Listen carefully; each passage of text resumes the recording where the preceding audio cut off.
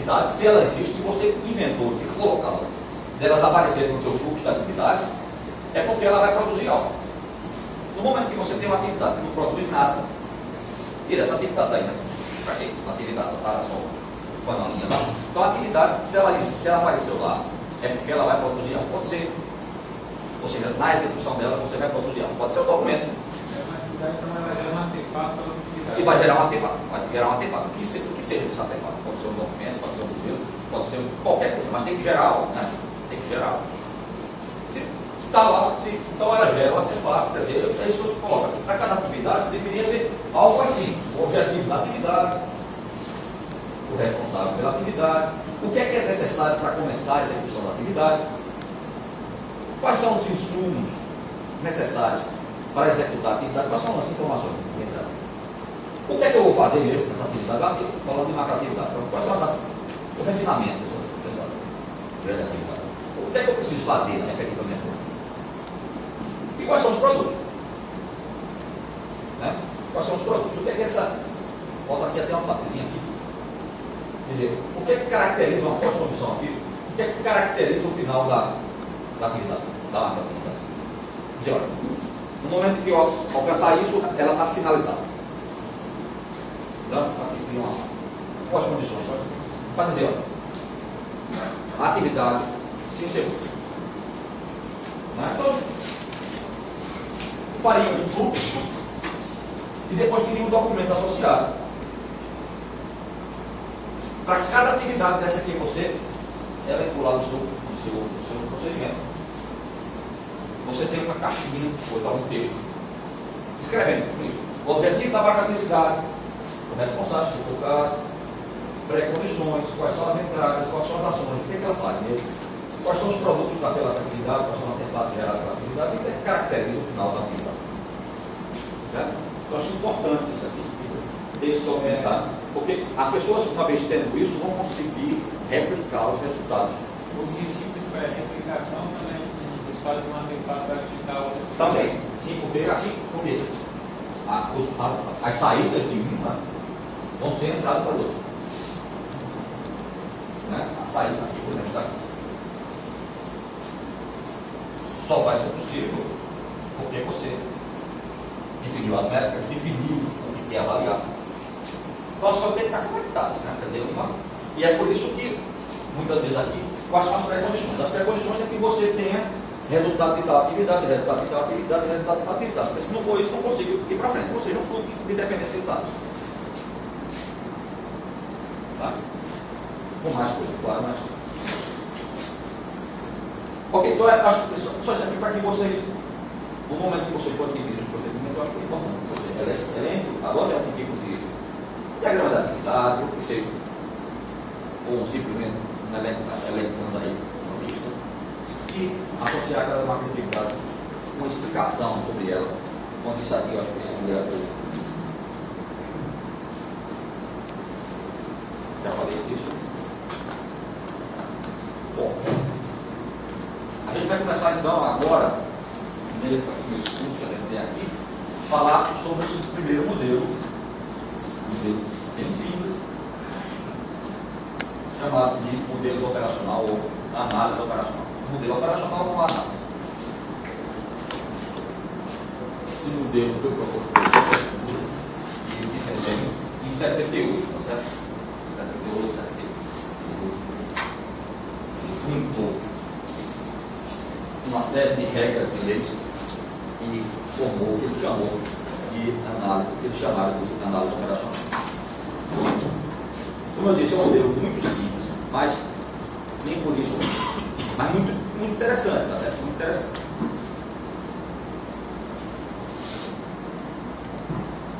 Antes de começar a falar disso, propriamente, antes de falar da análise operacional, vamos falar rapidamente aqui dessa notação, porque essa notação de Kendall, ela é uma notação complicada, de fato, tá certo? Mas ela aparece em todo canto. Ela aparece em todo canto. É a notação para o sistema de vida. Então, como essa notação aparece em todo canto, a gente precisa entender um pouquinho o que é que ela é, o que é que ela é. Os principais componentes dessa notação. Eu não vou me detalhar entrar em detalhe, porque esse detalhe, né, muitos autores entram em contradição. Então, o que a gente precisa ter ideia é uma ideia geral, entender o que é que o geral se quer e aquilo que é mais comum, aqueles campos que aparecem de forma mais comum. Tá certo? Essa notação de Kendall é a notação para sistemas de fila. Quando eu estou falando de sistema de fila, eu não estou falando necessariamente de modelo de fila. Eu não estou falando necessariamente de modelo de fila ou modelo de rede de fila. Estou falando de sistemas de fila. E esse sistema de fila, claro que um dos modelos que tem é só o modelo de fila, modelo de rede de fila. Mas isso também serve para diversas outras. Então, essa notação ela é muito usada para representar sistemas que têm filas. É uma notação só, apenas isso. Você pode estar até perguntando por que ele está mostrando isso aí. Porque você vai ver no livro. Porque você vai ver no livro. Vai aparecer esse negocinho aqui. Certo? Com esse negócio aqui. Eu tenho que fazer isso porque você olha para aquilo ali e olha e entende. Então, é isso. Como isso aparecer no livro, vão aparecer essas notações, vão aparecer essas letras com barras, e você vai ter que chegar lá, olhar e entender o que aquilo quer dizer. Certo? Então, vamos lá. Aqui está mostrando uma figura genérica. Deixa eu falar.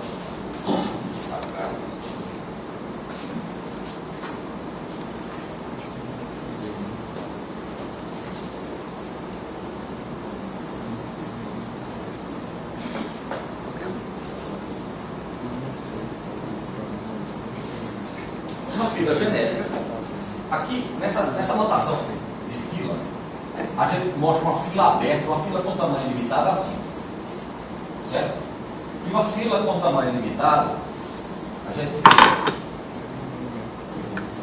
escreve uma fila com tamanho limitado. E aqui uma fila aberta, quer dizer, uma fila com tamanho limitado. Então aqui eu tenho uma fila.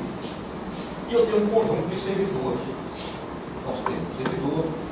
Pode ser assim, ó. Varia. Isso pode aparecer pregado, assim, conectado. Pode aparecer assim.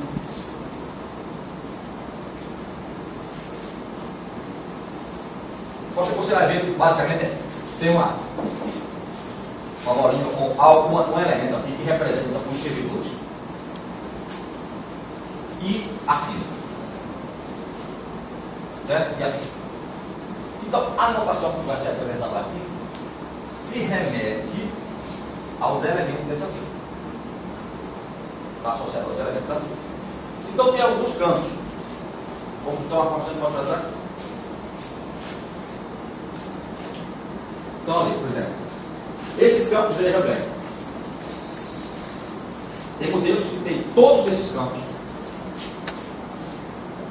tem modelos que têm menos campos do que esse, e tem modelos que têm mais campos do que esse. Então, por aí você já vê que a coisa já não é uniforme, tá certo? Porque pode ser igual, pode ser menos, pode ser mais, ou seja, pode ser tudo. Não é bem assim, pode ser tudo. Mas existe um certo padrão, mas não necessariamente você vai encontrar todos esses campos. Então, vamos olhar. O primeiro componente da notação se refere à distribuição dos tempos de chegada. Os eventos chegam aos campos. Pessoas, os clientes vão chegando ao sistema. Certo? Vão chegando. Então, esse primeiro campo se refere ao tipo de distribuição de probabilidade que representa o intervalo de tempo entre as chegadas. Chega uma pessoa agora. Depois chega uma outra pessoa. Depois chega uma outra pessoa. Depois chega uma outra pessoa. Depois chega uma outra pessoa. Aquele primeiro campo se refere à distribuição a distribuição de probabilidade, que representa o intervalo de tempo entre as chegadas. Está entendendo? A distribuição de probabilidade que representa o intervalo. intervalo de tempo de chegadas. Está claro isso? Você calcular isso aqui. O primeiro tempo D1, D2, D3, D4. Depois eu traçar a sua função de distribuição de probabilidade. Sei lá. Olhando para esses tempos aqui, e se distribui assim, e essa distribuição é a distribuição X. Certo? Então está representando a distribuição dos intervalos de tempo. A distribuição de probabilidade dos intervalos de tempo. Então tem alguns termos que são mais comuns para esse campo A. Distribuição, suponha que essa distribuição seja exponencial. O tempo entre chegadas se distribui de acordo com a distribuição exponencial. Certo? O termo usado nessa notação para representar a distribuição exponencial não é M. Certo? M de Markoviano. Certo? Então, se eu quisesse dizer que essa fila tem uma taxa de chegada no lambda, que é Markoviano, eu estou dizendo que aqui é M.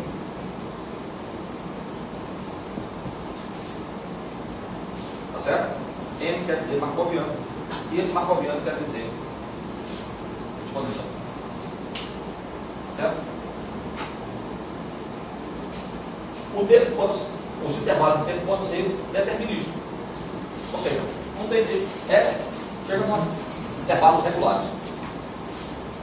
Determinístico representado por D. Se for a distribuição de Erlang, a notação usual é um R. Erlang. G quer dizer distribuição geral, qualquer alguma coisa que você não se preocupou com isso. Então, pelo menos você está querendo especificar, mas não se preocupou. São letras. Tem outras. Estou colocando aqui as mais do usuário. Certo? Eu não me preocupei em colocar aqui outras, porque não vai aparecer com toda frequência. No entanto, se aparecer uma letra lá que seja esquisita para você, você vai lá. O que é que isso quer dizer? Repito, o meu objetivo aqui é fazer com que você olhe para a notação básica e entenda. Se aparecer um negócio lá que você não entendeu, peraí, vamos ver. Vou ajudar você. Certo? Então, o segundo campo, o campo que aparece ali como B, se refere ao tempo de serviço. Tem um carinha que está servindo aqui. Então, ele serve o primeiro cliente, gastou tanto tempo. Serve o segundo cliente, gastou tanto tempo. Serve o terceiro cliente, gastou tanto tempo. E assim por diante. A distribuição dos tempos de serviço é especificada no campo B. Suponhamos que então que o tempo de serviço também fosse exponencial. Então, vamos ver.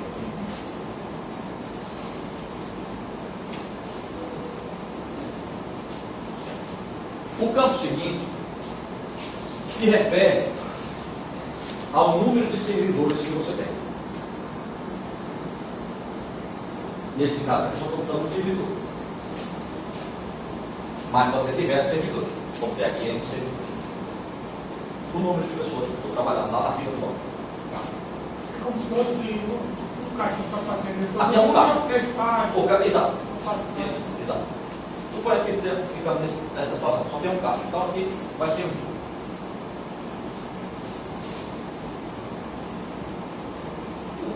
o último campo, K, se refere a capital, ao tamanho da fila. Se a fila tem um determinado tamanho, chamado 10, então é 10. Se é 20, é 20. Se é 100, é 100. Se é infinito, ou seja, a fila aberta como essa, é nada. Certo? Alguém às vezes bota infinito, bota barra infinito, pode aparecer. Então, eu vou fazer assim. Quando eu falo, então, uma fila NN1, está claro qual está dito o que é. Então, se olha, uma fila NN1, está dito o que é, porque você sabe que é uma fila onde o tempo de chegada é exponencialmente distribuído, o tempo de serviço é exponencialmente distribuído, tem um servidor só. Então, se você perguntar isso, como é que gera a cadeia de Markov? Isso, eu sei fazer. O modelo de fila correspondente também eu sei fazer. Se for fazer uma rede de meta, eu sei fazer. Está especificado. Certo? Nem tudo é possível ser representado assim, apenas com uma filazinha assim. Você precisa de redes e tal. Não estou entrando nisso aí. Mas tem coisas que estou falando aqui de coisas que são comuns, corriqueiras. Então você tem que saber, pelo menos, o corriqueiro. Certo?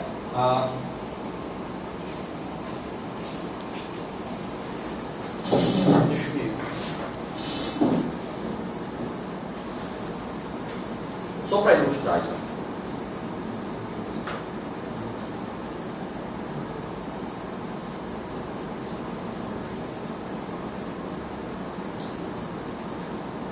Depois eu vou retomar, né? Por isso que eu vou mostrar aqui apenas uma breve ilustração para vocês verem.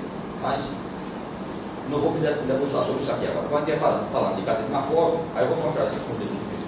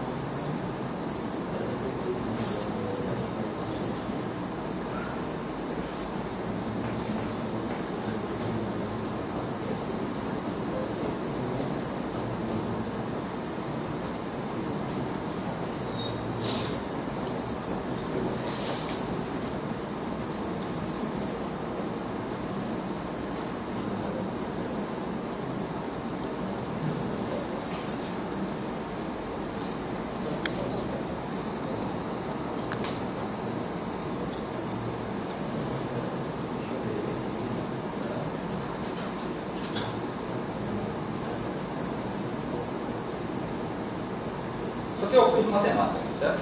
É uma matemática lá. Isso é matemática. Isso aqui eu peguei a fórmula que eu mesmo coloquei, certo? E qual é a nossa sofisticada? Aqui eu tenho uma fila M, certo? Então nessa fila M1 eu tenho dois parâmetros. Uma taxa de chegada, que é a taxa da distribuição exponencial, e a taxa de serviço, que é a taxa do serviço, do tempo de serviço, da distribuição exponencial. Por que exponencial? Porque M exponencial e aqui também é exponencial. Então aqui é uma distribuição exponencial, a função de distribuição exponencial aqui, por exemplo, ela é 1 elevado a menos lambda d. O único parâmetro, veja, o único parâmetro da função de distribuição exponencial é o lambda, a taxa. Então, como eu estou dizendo aqui, como se fosse, seria no tempo de chegada e no tempo de serviço. Seria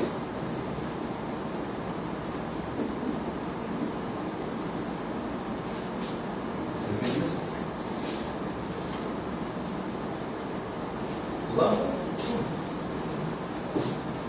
Esse é um modelo simples.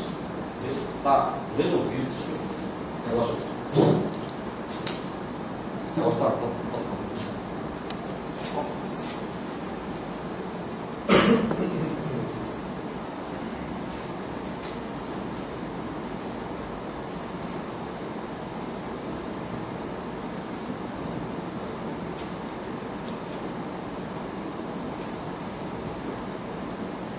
Acho que é ensaio, não. Aonde? Não. Não é ensaio.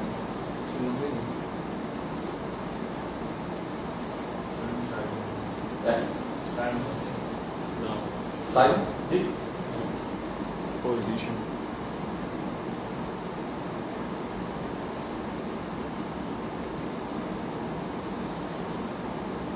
Aí vai contando tudo. os slides estavam cortando também, não? Não.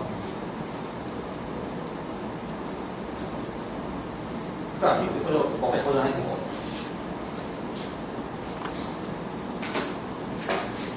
Então suponha que a taxa de chegada seja 10 e a taxa de serviço seja 15. Ou seja, Qual é o tempo médio entre a distribuição de potencial? Vai ver isso, né? O tempo médio, o valor esperado do tempo de chegada vai ser 1 sobre lambda. E o tempo médio do tempo de serviço vai ser 1 sobre μ. Suponha. Então, qual é o tempo? Você foi lá e mediu. Teve tempo. Tempo de chegada. Tempo de sair, vamos supor que seja potencialmente distribuído. Parte as taxas. Mas suponha que o lambda é 10 e que a taxa de serviço é 15. Então, eu gostaria, claro, eu estou mostrando aqui uma série de fórmulas, uma série de fórmulas, mas eu estou mostrando aqui. Você tem que calcular a utilização do recurso. Qual é a probabilidade do recurso estar sendo usado? Você quer calcular a produtividade, a vazão. O throughput, a vazão. Quantos itens são produzidos ou transações finalizadas por unidade? É o throughput. Você quer ver o tamanho médio da fila. Você quer saber o tempo de resposta, o tempo de permanência dentro do sistema. Quanto tempo ele passou dentro da fila e depois o tempo adicionado ao tempo de serviço. O tempo é. Veja, esse modelo aqui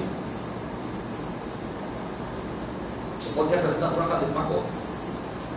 A cadeia de Markov infinita. No entanto, ela é regular. E a gente chega a uma fórmulas fechadas. Veja, eu estou dizendo que isso aqui é um clássico de discussão que a gente chama de modelo analítico. Porque eu tenho as fórmulas. Já. A gente pegou os modelos. Esses modelos são bem estudados. E você mesmo pode elaborar, mas não precisa elaborar porque já existe resultado.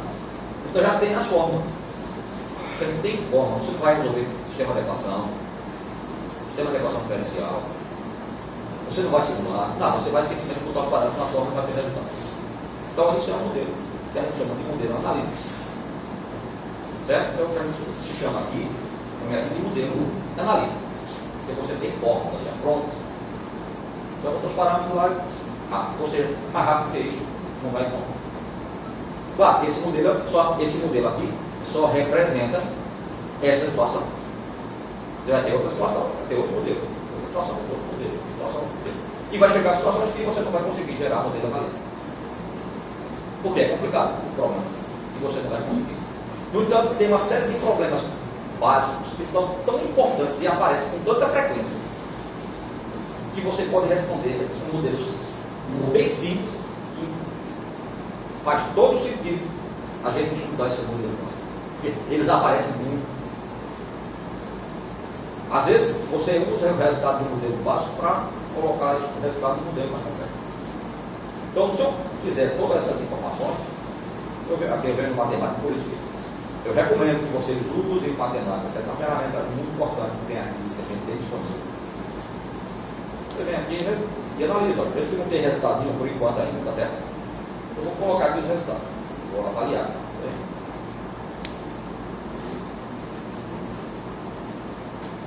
A utilização é de 67%,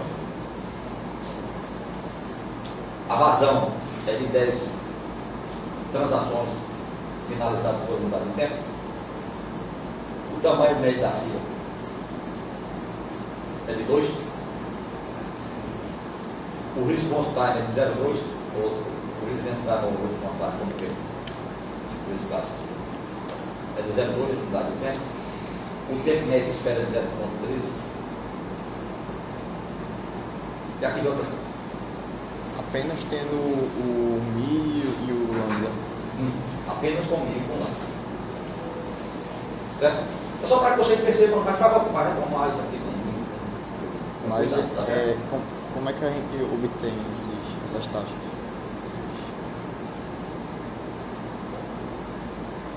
Aquelas coisas que eu estou trazendo lá. Ou você vai mentir. Ou se a informação não está disponível de forma alguma.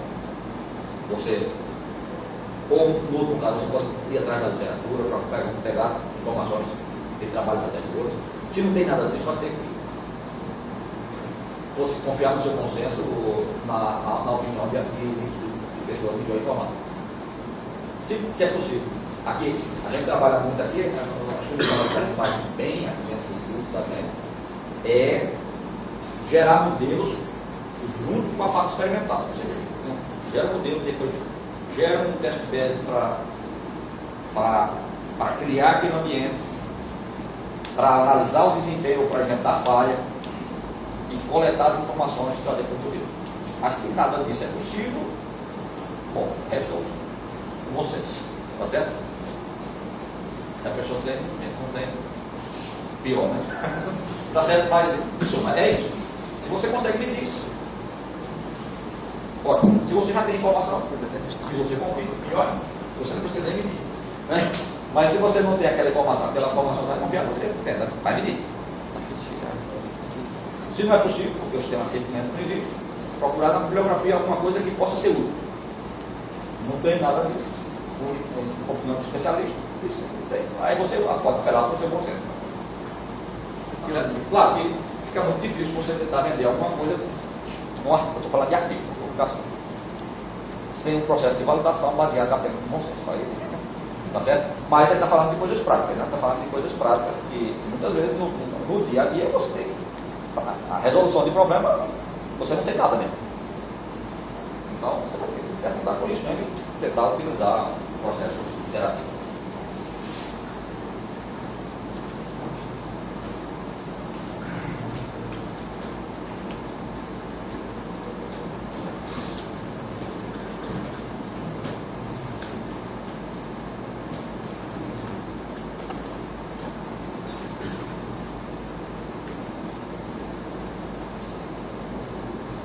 Ok, está falando sobre a rotação, né? Primeiro campo se refere à distribuição de entrada, segundo campo, a distribuição de tempo de serviço, terceiro campo, número de servidores, quarto campo associado ao tamanho ou às dimensões da fila.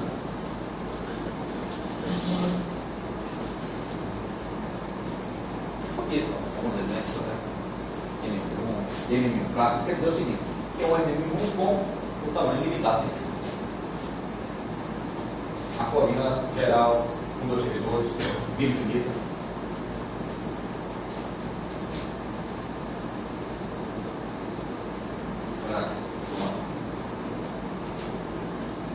É só para dar uma noção, certo? Veja bem, pessoal. Antes de falar ainda, já é a preparação, porque eu resolvi inserir esses slides, eu inseri isso ontem. Porque parece tanto tempo associado a tempo,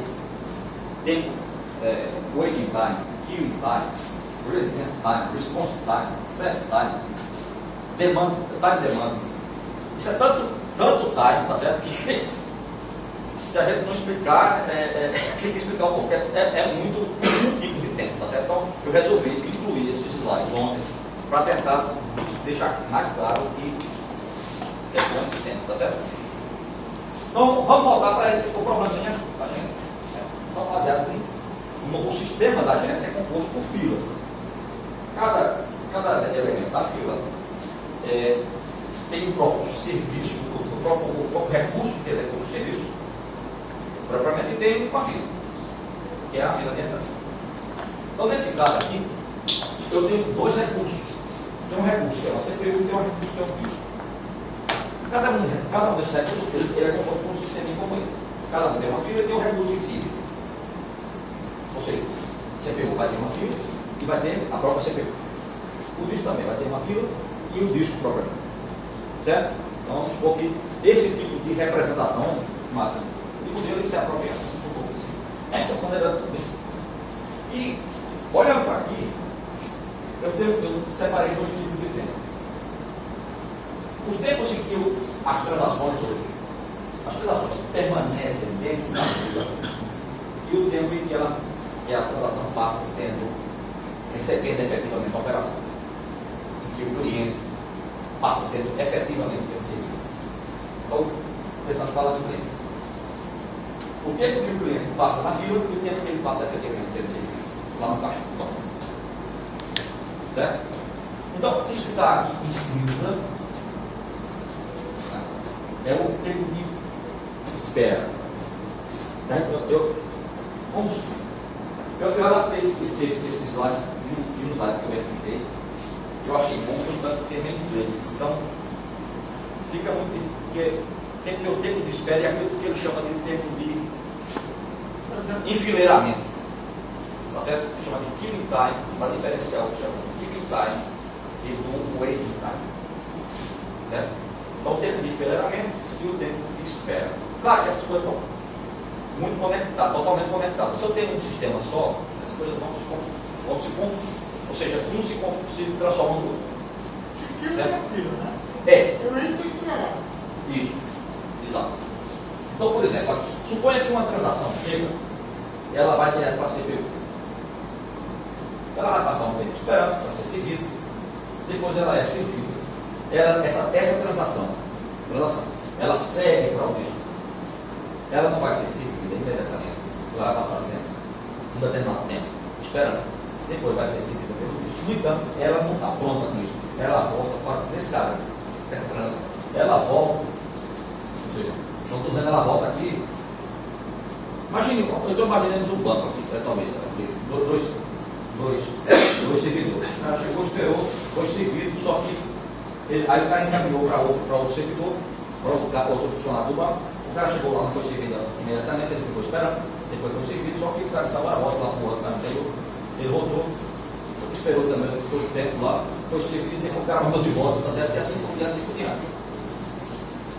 Então eu tenho diversos waiting time, eu tenho que esperar, aqui, na CPU, W1, W2, W3. No disco, eu tenho W4 e W5. O que se chama aqui de queuing time desta transação, veja bem que está associada àquela transação. O tempo queuing time, o tempo de aceleramento da transação que a gente acabou de avaliar, é o somatório dos waiting times, por exemplo, na CPU, é o somatório dos waiting times daquela transação na CPU. Daquela transação, certo? Aquela transação teve 3 waiting times na CPU e ela também, aquela transação também teve 2 waiting times no recurso. Tá certo? Então, o queuing time é o somatório dos waiting times no recurso associados a uma transação. Associado à transação. Bem? Service demand, time demand. Professor, no caso do waiting time do sistema seria a soma de todos os que Veja bem, isso aqui é o tempo de enfileiramento. O tempo de enfileiramento de uma transação no sistema. Ou seja, num recurso do sistema. O enfileiramento, o tempo de enfileiramento de uma transação ou de um cliente em um recurso do sistema é o somatório dos waiting times daquela transação, daquele cliente, naquele recurso. Se eu só tenho uma visita ao recurso, o queuing time daquela transação do recurso é o próprio waiting time. Mas aqui eu posso ter revisitas. Nesse caso ali, eu tenho aquele caso anterior. O evento. Veja que eu estou me referindo a uma transação. Você deve que eu estou sempre me referindo à transação. Ou ao cliente. Então, é o tempo de enfileiramento de um recurso, de uma transação, ou cliente, num determinado recurso. Se ele faz apenas uma visita àquele recurso, então o waiting time é o próprio queuing time. O waiting time é o tempo de espera, é o próprio tempo de enfileiramento. Como eu faço revisitas, então está tentando se diferenciar isso, que é o tempo, certo? Tentando se diferenciar, porque você teve um primeiro waiting time, depois teve um segundo waiting time, depois teve um terceiro waiting time. Juntando tudo isso, associado àquele cliente, associado àquela transação, você tem um waiting time. Tem um queuing time. Na prática, é uma fila de banco. A gente tem 10 pessoas. Tem um cara lá que está o último. O waiting time é o tempo que todos aqueles que estão na frente dele vai levar para ser entendido do banco. Isso é o waiting time do cara. É isso que Mas eu quero dizer que o cara não vai ser seguido só uma vez, não. O cara vai passar por dois funcionários do banco. Por exemplo. O waiting time não tem um período para Isso, porque ele passou por mais de um recurso, ele não foi atendido uma vez. Se ele fosse atendido por um único recurso e uma única vez, então aí é a mesma coisa, daria a mesma coisa. O que está se querendo diferenciar aqui é que, se for necessário, você tem que dar um nome diferente para isso. Tá certo? Essas coisas às vezes são tão simples que é a mesma coisa. Então, às vezes, vai você dizer, o tempo de enfileiramento está se referindo ao entidade, e essas coisas em muitas situações vai ser a mesma coisa. Mas, quando você tem essa situação, você vai para um funcionário, vai para outro, volta para o primeiro, vai para outro. Então, tem que diferenciar os entidades que aquele cliente passou em cada funcionário do banco, do tempo total que ele passou esperando, vamos dizer assim. E está sendo chamado aqui de tempo de enfileiramento. Se você quiser chamar de tempo de enfileiramento, o entidade total, seria, mas não é o nome que agora. É cancelar o serviço. Oi? Tem dois recursos ali. Nesse caso tem dois recursos. Então, quando eu dei um exemplo aqui do banco. Do banco, vamos pensar no banco. Vamos pensar no banco. Mas seria um recurso diferente, o gerente e a. Sim. Então seriam tempos de enfileiramento diferentes. Sim, sim. Aqui vamos supor, vamos dizer aqui, você vamos Teria dois tempos de enfileiramento. aqui, tempo de enfileiramento. Da CPU. Sim. Você tem, é isso que eu estou dizendo. Tempo de enfileiramento, sim, isso é importante. Tempo de enfileiramento no recurso mínimo, tempo de enfileiramento no recurso daquele cliente. Então, o cliente, vamos supor, o primeiro cliente que chegou ao banco, ele foi para um primeiro funcionário, aí o cara chegou lá no caixa, chegou no caixa e o cara disse, rapaz, está faltando aqui uma assinatura, eu tenho que falar com o gerente. Aí ele foi pro gerente, esperou, foi atendido, bom, agora volta. O cara chegou, tem que voltar para a fila. E acabou, e aí, pronto, vamos encerrar, aí ele foi atendido. Então, qual foi o tempo de enfileiramento, né, ou quilling time no caixa? Foram dois. Tem que somar, porque ele teve um primeiro waiting time, depois teve um segundo waiting time. Aquele cliente, é o primeiro cliente que chegou. Ele passou por dois recursos. Então, qual é o queuing time no caixa daquele cliente? Os dois waiting time que ele teve lá. O primeiro, quando ele passou na fila, ele ficou esperando lá. E depois, quando ele retornou do gerente. E qual foi o queuing time, né, no gerente? Bom, é apenas o próprio waiting time, porque ele só passou uma vez lá. Certo? Em suma, pessoal, apenas isso é para... Como tem essas nuances, tá certo? Então, a pessoa tem que ficar claro, porque se você não especificar isso de maneira clara, você está falando uma coisa que a pessoa está entendendo por todo. E vou dizer que isso é muito comum. E são todos os termos que mesmo você tem que ter cuidado também, porque às vezes não quer dizer que as pessoas empreguem isso de forma apropriada. Digo certamente que isso é verdade. Nós temos todo direito de dizer isso aqui. Que na grande maioria das vezes você não vai ver uma coisa bem explicadinha assim. Cabe a você identificar e dizer, o cara está querendo dizer é isso. Mas esse tempo de enfileiramento, ele pode ser apenas por recurso ou eu posso... Não, o tempo de enfileiramento, ele é por recurso. Apenas por recurso? Ele é por recurso. Não posso englobar todos os recursos? Não, você pode. Não. Você pode dizer que é um somatório total dos tempos de espera. Cancelar um serviço da Oi, esse tempo é infinito, né? Porque depois vocês vão ver aqui que vai aparecer aqui, ó. Jogando o cara para um lado para o outro. Vocês vão ver aqui que vai aparecer esse presidente da... Oi? Cancelar um serviço da Oi. O tempo é infinito, ficar jogando para um canto, para o outro. Essa demanda é passada. Vamos lá. O self demanda ou time demanda, tá certo? Self demanda ou time demanda. É o seguinte. É o oposto. É o dual. Porque eu tenho um tempo de espera, eu tenho um tempo de serviço. Então, o queuing time, o self demanda ou time demanda, é o queuing time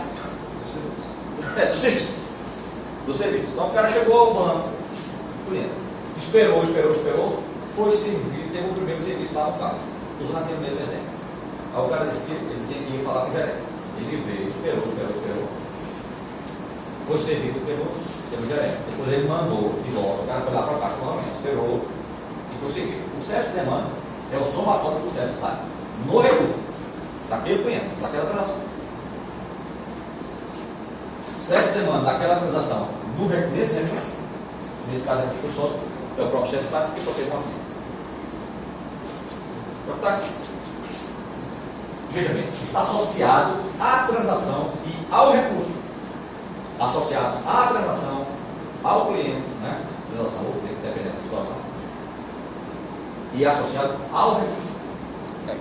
Cada bloco nessa fila seria, no exemplo aí, no caso, seria um processo.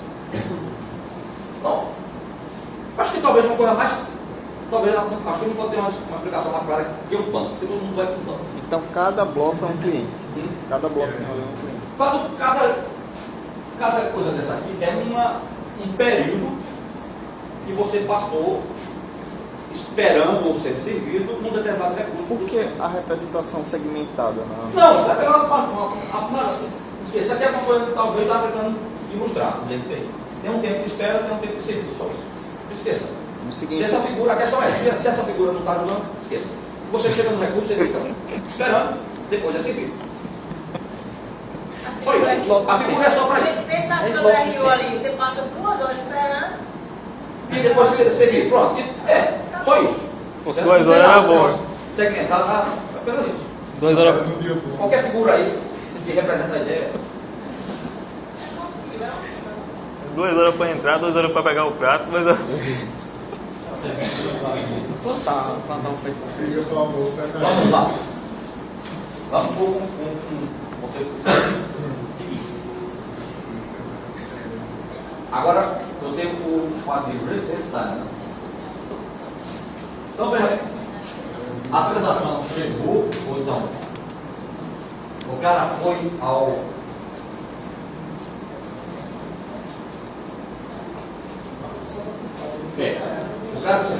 o cara chegou, foi ao caixa, esperou, foi servido, foi para o gerente, esperou, foi servido, voltou para o caixa, esperou, foi servido, o cara disse, olha, está faltando 2 anos de gerente, É assim. ele esperou, foi servido. Então, o residence time, tá certo? É o tempo que o infeliz cliente passou dentro do banco, tá certo? Ele passou, o tempo que ele passou residente dentro do sistema.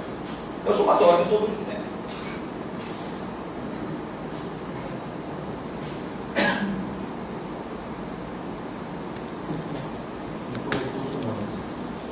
É por recurso. Eu acho que isso vai ser errado. É o tempo que ele passou no recurso.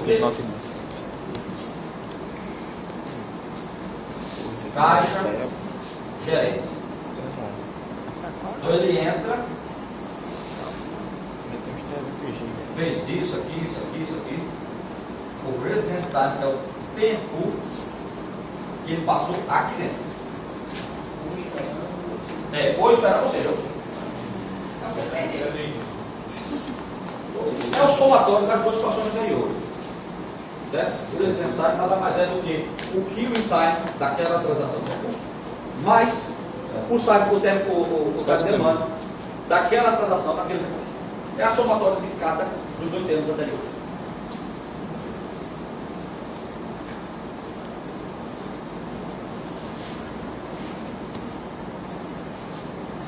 E o response time? O response time, sim, esse aqui é o somatório dos residence time. Ou seja, é o tempo que ele passou no sistema. Certo? É o tempo que ele passou realmente, que ele entrou no banco e saiu. Aí eu posso juntar todos os recursos. Aqui é tudo. É o response time. Então, é o tempo que ele entra no banco e o tempo que ele sai do banco. Ele entrou, você marcou. Tem computacionais e o tempo que a tarefa levou para ser executada. Para ser executada.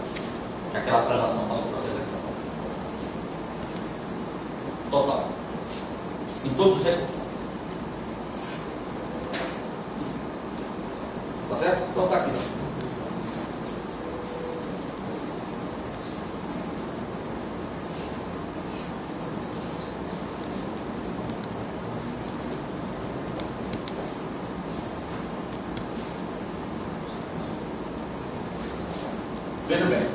Na análise operacional, esse termo análise operacional, esse termo operacional, ele é um termo, pode parecer estranho para a gente aqui, mas o termo operacional, esse termo operacional, quer dizer mensurável, tá certo? Coisas que podem ser medidas, certo? Esse é o significado. Quando a análise operacional são análises de desempenho do sistema a partir de variáveis operacionais. A análise operacional é a análise a partir de variáveis operacionais. O que é que são variáveis operacionais? Variáveis operacionais são variáveis que você pode medir. Coisas que você pode medir, mensurar. É diferente dos modelos probabilísticos. Nos modelos probabilísticos, você assume que os componentes do sistema obedecem distribuições de probabilidade. Nos modelos probabilísticos, cadê Markov, você assume que os componentes, os termos associados aos componentes, obedecem funções de distribuição. Na análise operacional, você não assume nem não tem nada com probabilidade. Não esquece probabilidade. Tudo é baseado em informações que são medidas. Certo? Informações que podem, não quer dizer que você vai medir, mas que efetivamente pode ser medido, tudo baseado em medição. Certo? Então, ele é um modelo básico mesmo, porque é tudo baseado em informações que podem ser mensuradas. Então, esse termo operacional pode ser estranho, mas, certo? A ideia é essa, informações que podem ser medidas. E essas informações são medidas, presta bem atenção, essas informações são medidas em um intervalo de tempo. Tem um período de tempo de mensuração, o tempo que você vai observar o sistema e seus componentes. Então, você vai observar